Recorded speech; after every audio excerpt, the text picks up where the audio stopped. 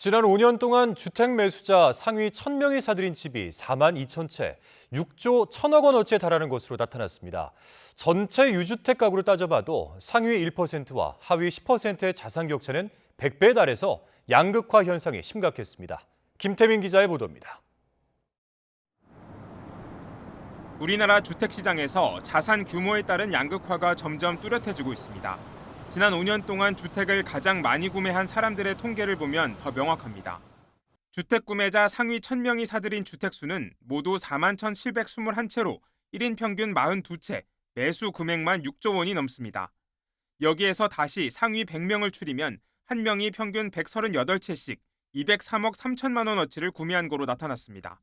스트레스 DSR 기준으로 하면 일반적인 주택담보대출로 해서는 이건 살 수가 없는 거죠. 물량을 막 조절하고 막 사들이고 뭐 이러면서 또 시장 가격을 왜곡할 가능성도 있어요. 집을 보유한 전체 가구 통계를 봐도 상황은 비슷합니다. 지난 2022년 기준 유주택 가구 상위 1%는 4채 넘는 집을 보유했는데 자산 가액은 평균 30억 원에 달했습니다. 하위 10%와 비교하면 100배 가까이 차이가 났습니다. 반면 서민들의 내 집 마련 문턱은 점점 높아지고 있습니다.